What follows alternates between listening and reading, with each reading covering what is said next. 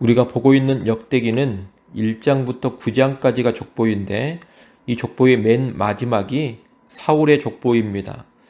오늘 본문 9장 35절부터 44절이 사울의 족보인데 이 족보는 8장 29절부터 38절까지 말씀을 그대로 반복한 것이기 때문에 우리가 다시 살펴볼 필요는 없겠습니다.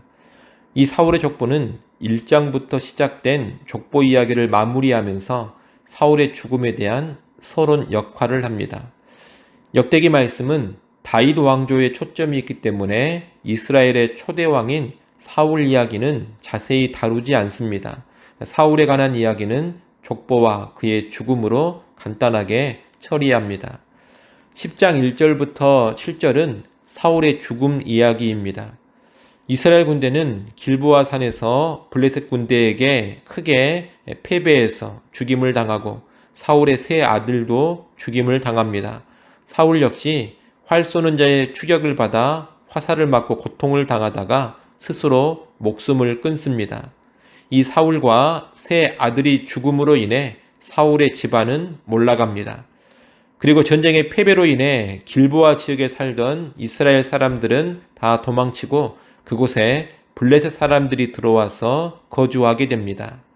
10장 8절부터 12절은 사울의 장례에 관한 내용입니다. 사울이 죽은 다음 날 블레셋 군대는 전쟁터에서 노획물을 챙기다가 사울과 그의 아들들이 죽은 것을 발견합니다. 그들은 사울의 갑옷을 벗기고 사울의 머리를 베고 나서 블레셋 전역의 사람들을 보내 이 사실을 알립니다. 이스라엘의 왕 사울이 죽었다라는 것을 온 블레셋에 알리며 승리를 자축한 것입니다. 이후 사울의 갑옷은 아스다롯 신전에 두고 사울의 머리는 다곤의 신전에 매답니다. 이러한 모습은 사울의 시체가 매우 심각하게 모욕당하고 있음을 보여줍니다. 이 소식을 듣고서 길르앗 야베스 사람들이 사울과 사울의 아들들의 시체를 거두어다가 길르앗 야베스로 가지고 가서 그곳 상수리 나무 아래 장사하고 7일간 금식하며 애도합니다. 13절부터 14절은 사울 왕에 대한 평가입니다. 13절, 14절 말씀을 같이 읽어보겠습니다. 사울이 죽은 것은 여호와께 범죄하였기 때문이라. 그가 여호와의 말씀을 지키지 아니하고 또 신접한 자에게 가르치기를 청하고 여호와께 묻지 아니하였으므로 여호와께서 그를 죽이시고 그 나라를 이새의 아들 다윗에게 넘겨주셨더라. 아멘. 이스라엘의 초대왕 사울의 실패는 불순종의 죄 때문이었습니다. 사무엘 상에 보면 사울은 거듭해서 하나님의 말씀을 따르지 않습니다. 제사장만이 드려야 될 제사를 자기가 드리면서 말씀을 파기해버렸고 아말렉을 진멸하라는 하나님의 명령에도 온전히 순종하지 않았습니다. 또 시기심으로 다윗을 계속해서 죽이려고 했습니다. 그 과정에서 숱한 경고가 주어졌고 여러 번 실패하기도 했지만 그럼에도 돌이키지 않고 불순종의 길로 나아갔습니다. 또 다급한 순간에는 신접한 자를 찾아가 의지하며 도움을 구하기도 했습니다. 이렇게 하나님의 말씀도 듣지 않고 하나님을 의지하지도 않다가 결국 사울은 허망하게 죽고 그의 왕조도 몰락하고 만 것입니다. 하지만 사울의 죽음에서 이스라엘을 향한 하나님의 계획, 하나님의 역사가 다 끝난 것은 아닙니다. 초대왕 사울은 이렇게 몰락하고 죽어버렸지만 하나님은 이새의 아들 다윗을 통해서 다시 새로운 시작을 하십니다. 사울의 실패에도 불구하고 하나님의 구원 역사는 끊기지 않고 계속 이어져 가는 겁니다.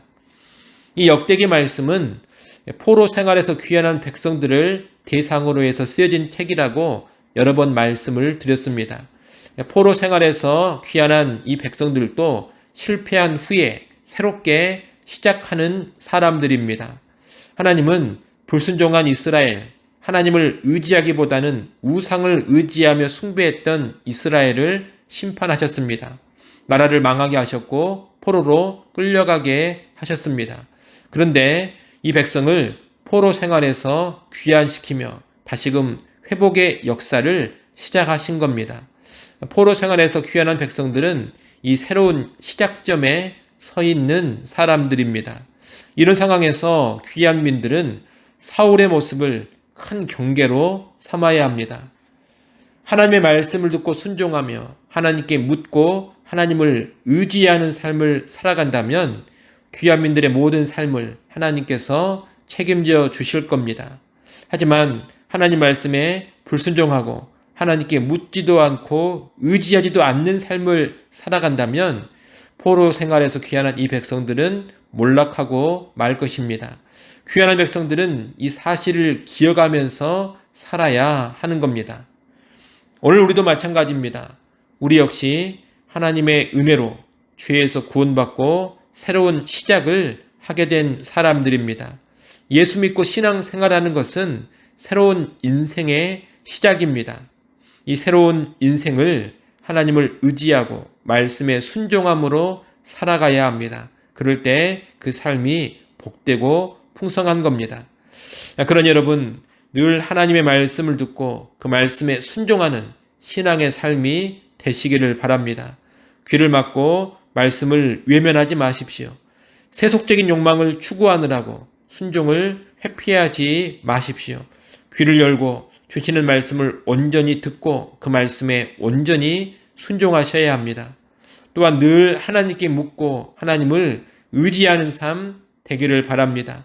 신접한 자에게 묻고 신접한 자를 의지했던 사울왕처럼 우상이나 허탄한 것들에게 묻고 그것들을 의지해서 살면 안 됩니다. 세상의 철학이나 세상의 풍조를 의지해서 살아서도 안 됩니다. 언제나 기도로 하나님께 묻고 하나님만을 의지하며 살아야 합니다.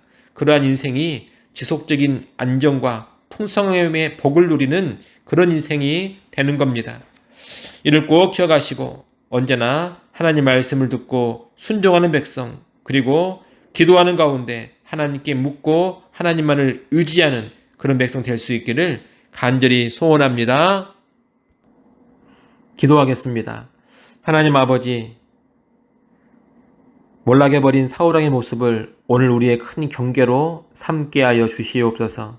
불순종해서 하나님을 의지하지 않아서 사울왕이 무너져 버렸습니다. 그 집안이 몰락해 버렸습니다. 오늘 우리는 이 모습을 경계로 삼고 언제나 말씀에 순종하는 삶으로, 또한 기도하는 가운데 전적으로 하나님만을 의지하는 삶으로 살아가게 하여 주시옵소서. 순종의 삶, 의지의 삶을 통하여서 풍성한 삶으로, 복된 삶으로 나아갈 수 있기를 간절히 바라고 원합니다. 아버지 하나님, 이 새벽 시간에도 우리를 다시금 기도하는 자리로 불러주셔서 감사합니다. 기도하는 시간, 우리의 모든 교만을 내려놓고 겸손하게 다시 하나님만을 의지케 하여 주시옵소서.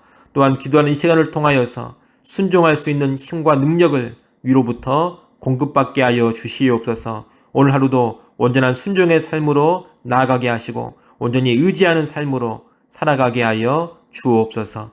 예수님의 이름으로 기도드리옵나이다. 아멘.